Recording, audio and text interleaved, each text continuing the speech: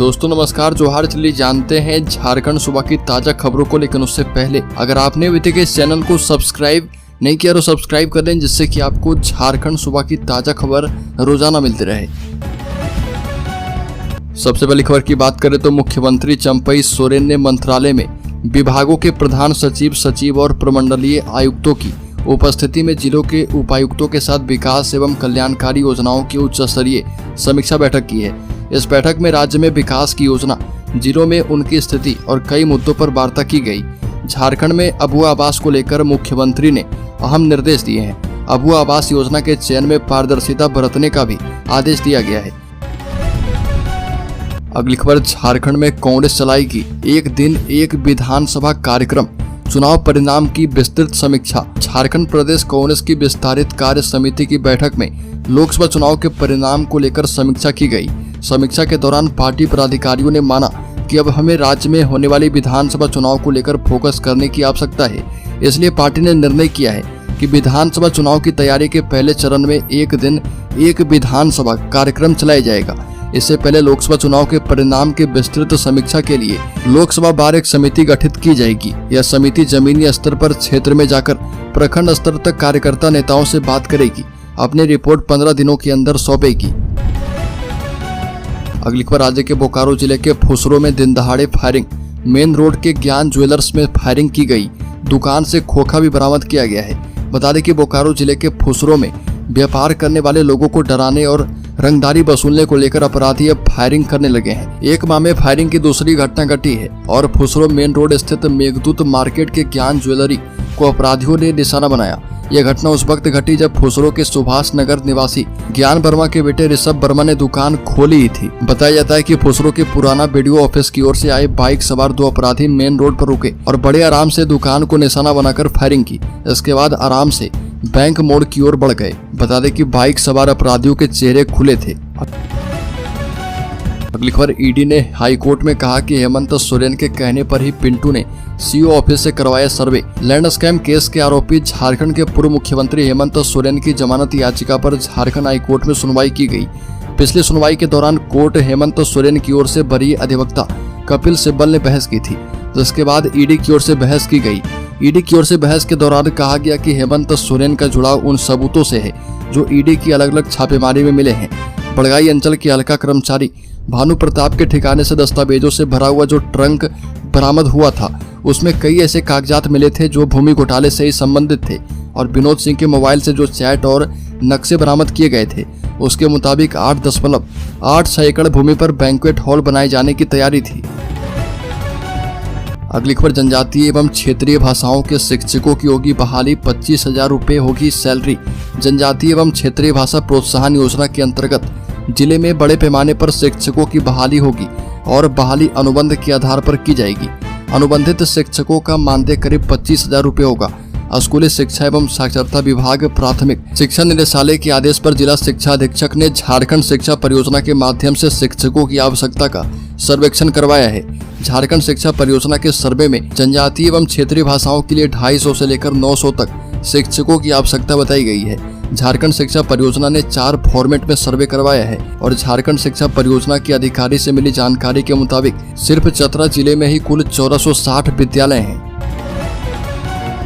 अगली खबर, झारखंड कांग्रेस ने बुलाई समीक्षा बैठक। लोकसभा चुनाव के खराब प्रदर्शन पर की गई चर्चा। लोकसभा चुनाव के दौरान झारखंड में 14 लोकसभा सीटों पर इंडिया ब्लॉक ने मिलकर चुनाव लड़ा था, जिसमें से कांग्रेस ने 7, झारखंड मुक्ति मोर्चा ने 5, राजद और CPI-ML ने 1 सीट पर चुनाव लड़ा था और कांग्रेस ने सबसे ज्यादा सीटों पर लड़ा, लेकिन उसे 7 में से महज 2 ही सीट पर जीत मिली और बाकी 5 सीटों पर उसे करारी शिकस्त मिली है।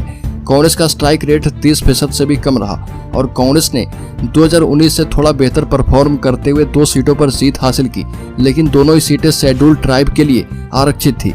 लिहाजा कांग्रेस के प्रभारी अब्दुल गनी मीर ने आशा के विपरीत खराब प्रदर्शन की समीक्षा के लिए कांग्रेस की विस्तारित कार्यकारिणी की बैठक रांची स्थित संगम गार्डन में की है। अगली खबर, एक आलमगीर के विकल्प होंगे 2 नेता, लगेगी मुहर। दावेदारी के लिए कई विधायक पहुंच गए थे दिल्ली। झारखंड सरकार में ग्रामीण विकास मंत्री रहे आलमगीर आलम का इस्तीफा होने के बाद कांग्रेस में उनके विकल्पों की तलाश तेजी से हो रही है। माना जा रहा है कि एक आलमगीर के विकल्प के तौर पर कम से कम 2 नेताओं को मौका मिलेगा। इनमें अल्पसंख्यक समुदाय, पिछड़ा वर्ग और आदिवासी के बीच से भी चेहरों की तलाश की जा रही है।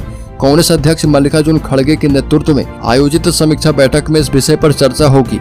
माना जा रहा है कि लोकसभा चुनाव में विधायकों का प्रदर्शन भी इस चयन प्रक्रिया का अहम हिस्सा होगा और इस बीच कई विधायक अपनी दावेदारी के साथ नई दिल्ली पहुंच गए हैं। वहीं अगली खबर की बात करें तो अब नहीं होगी पानी की समस्या। बोकारो के लोगू पहाड़ में चेक डैम का निर्माण कार्य पूरा। बोकारो में एक बार फिर पत्रकारिता का दम दिखा। दरअसल गोमिया प्रखंड अंतर्गत तिलैया पंचायत के लोगू पहाड़ में स्थित देवघर नाला का चेक डैम बनकर पूरी तरह से तैयार हो चुका है। वन विभाग के द्वारा निर्मित यह चेक डैम 250 फीट ऊंची पहाड़ी पर बना है। चेक डैम के निर्माण से ग्रामीणों के रोजमर्रा के काम बेहद आसान हो गए। इससे न सिर्फ वो कृषि संबंधित कार्य कर पाएंगे बल्कि जानवर भी पानी पी पाएंगे। और बता दें कि डैम का निर्माण तकरीबन 8 लाख रुपए की लागत से की गई है। अगली खबर राज्य के सिमडेगा जिले में वन विभाग ने अवैध लकड़ी लदे ट्रक को किया जब्त। वन विभाग ने बानों में 25 बोटा सखुआ लकड़ी जब्त किया है। वन विभाग बानों ने अवैध लकड़ी की तस्करी के खिलाफ कार्रवाई करते हुए 25 बोटा सखुआ लकड़ी सहित मिनी ट्रक जब्त किया। वनपाल विवेक कुमार ने बताया कि गुप्त सूचना के मुताबिक रात लगभग 12 बजे बांदू क्षेत्र में छापेमारी अभियान चलाया गया था और जिसमें मिनी ट्रक में सखुआ का बोटा लदा मिला। इसे एक जगह से दूसरी जगह पर तस्करी कर लेकर जाया जा रहा था। वन विभाग ने अभियान चलाकर मिनी ट्रक एवं लकड़ी को जब्त कर लिया है, परंतु लकड़ी तस्कर भागने में सफल रहे। अगली खबर नीट परीक्षा रद्द करके सीबीआई से जांच करवाने की मांग। आजसू ने नीट 2024 की परीक्षा रद्द करने और इसकी सीबीआई जांच करवाने की मांग की है।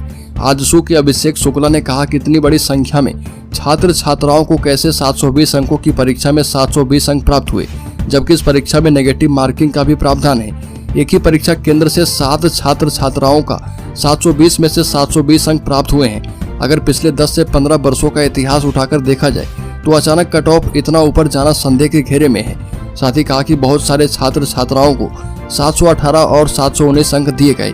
जिस नंबर पर छात्र छात्राओं को पिछले वर्ष 2023 में 17,000 रैंकिंग आई थी, इस वर्ष उतने ही अंक प्राप्त करने वाले छात्र छात्राओं की रैंकिंग 50,000 के पार कैसे पहुंच गई है। अगली खबर बीएसपी नेता मिलिंद परांडे ने कहा कि इस्लामिक आतंकवाद को सख्ती से कुचलने की आवश्यकता। विश्व हिंदू परिषद के राष्ट्रीय संगठन महामंत्री मिलिंद परांडे ने कहा कि जम्मू कश्मीर में जिस तरह से तीर्थयात्रियों पर पाकिस्तान समर्थित आतंकवादियों ने हमला कर 10 लोगों की हत्या कर दी, यह बहुत ही चिंताजनक है। वो भी हमला भारत में नई सरकार के शपथ ग्रहण समारोह के दिन किया गया और ये जानबूझकर किया गया। पिछले 4 दिनों में 2 बार ऐसी घटनाएं हुई है। इसमें हमारे जवान भी बलिदान हुए और इसलिए इस इस्लामिक जिहादी आतंकवाद को पूरी तरह कुचलने की आवश्यकता है और इसके लिए बीएसपी और बजरंग दल की ओर से देश के सभी जिला मुख्यालय पर प्रोटेस्ट कर आयुक्त एवं उपायुक्त के माध्यम से राष्ट्रपति को ज्ञापन सौंपा जाएगा। अगली खबर की बात करें तो मुख्यमंत्री ने विभागवार योजनाओं की समीक्षा में अधिकारी को दिए निर्देश। मुख्यमंत्री चंपई सोरेन ने विभागवार योजनाओं की समीक्षा की और अलग अलग विभागों के सचिवों के साथ बैठक की और योजनाओं की जानकारी ली है। इस दौरान मुख्य रूप से Abua Awas Yojana, CM school of excellence, भवन निर्माण विभाग, भू राजस्व विभाग, म्यूटेशन और सुओ मोटो म्यूटेशन मामले, स्वच्छ भारत मिशन सहित अन्य विभागों की समीक्षा की गई। मुख्यमंत्री ने अबुआ आवास योजना के तहत पहले चरण में स्वीकृत किए गए 2 लाख आवास और इसकी पहली किस्त की राशि जारी होने के उपरांत आवास निर्माण की प्रगति की जानकारी ली और इसमें तेजी लाने का निर्देश दिया है। अगली खबर लातेहार में जंगल की घेराबंदी करने के विरोध में एकजुट हुए ग्रामीणों ने बताया कि वन विभाग के द्वारा बिना ग्राम सभा किए हमारे जंगल के चारों ओर ट्रेंच काट कर तार से घेराबंदी की जा रही है। ग्रामीणों ने कहा कि जंगल हमारे पुरखों की है और तब से इस जंगल का देखभाल हम लोग करते आ रहे। वन विभाग मनमानी करके अब घेराबंदी कर रहा। बैठक में वन विभाग के खिलाफ ग्रामीणों में काफी आक्रोश देखा गया और कन्हई सिंह ने कहा कि ग्राम सभा की अनुमति के बिना वन विभाग कोई भी अपना गतिविधि नहीं कर सकता। अगली खबर राज्य के दुमका जिले में ग्रामीणों ने महिला को पति के दोस्त संग कमरे में पकड़ा। 3 दिन तक बनाए रखा बंधक छुड़ाने में पुलिस के भी छूटे पसीने। बता दें कि दुमका जिला के रामगढ़ थाना क्षेत्र की कारूडी पंचायत के एक गांव में ग्रामीणों ने आदिवासी प्रेमी युगल को रविवार से लेकर मंगलवार दोपहर तक बंधक बनाकर रखा। पंचायत में दोनों पर 3 लाख का जुर्माना लगाया गया और उन्होंने असमर्थता जताई तो ग्रामीणों ने जुर्माना घटाकर 1 लाख रुपए कर दिया। इसके बाद दोनों ने इतनी बड़ी रकम देने से इनकार कर दिया। कड़ी मशक्कत के बाद पुलिस ने दोनों को आजाद करवाया और हुआ था ये कि रविवार को गांव के कुछ युवकों के साथ प्रधान उक्त महिला के घर पहुंच गए और उसे कथित प्रेमी के साथ पकड़ लिया। इसके बाद दोनों को गांव के ही एक पेड़ में बांध दिया गया। दोनों के परिजनों को इसकी जानकारी दी और युवक के स्वजन गांव पहुंचे और पंचायती के लिए ग्रामीणों की बैठक बुलाई। इसी बीच ग्राम प्रधान ने थाना पहुंचकर मामले की जानकारी दी। वहीं ग्रामीण प्रधान के इस कदम से भड़क गए। अगली खबर राज्य के बोकारो जिले में जिला टास्क फोर्स ने सेक्टर 9 में गैराज से 5 बाल श्रमिकों को करवाया मुक्त। बोकारो में जिला टास्क फोर्स की टीम ने विश्व बाल मजदूरी निषेध दिवस पर श्रम विभाग के नेतृत्व में बोकारो शहर में बाल मजदूरी के खिलाफ अभियान चलाया। टीम ने सेक्टर 9 स्थित कार वॉशिंग गैराज में छापेमारी कर वहां कार्य कर रहे 5 बाल श्रमिकों को मुक्त करवाया। जिला बाल कल्याण समिति के अध्यक्ष शंकर रवानी ने कहा कि बाल मजदूरी कानूनन अपराध है और इस मामले में गैराज संचालक पर कानूनी कार्रवाई की जा रही है। रेस्क्यू किए गए बच्चों को बाल कल्याण समिति को सुपुर्द किया गया है और इनमें 3 से लेकर 14 वर्ष की उम्र के बच्चे हैं। अगली खबर झारखंड के शेयर होल्डर्स इन्वेस्टर्स के लिए बड़ी खबर। इस सरकारी कंपनी के शेयर में 7.5% की उछाल, निजीकरण के करीब पहुंची कंपनी। बता दें कि shipping corporation of India SCI के शेयर लगातार 5.5% बढ़ोतरी के साथ आगे बढ़ रहे।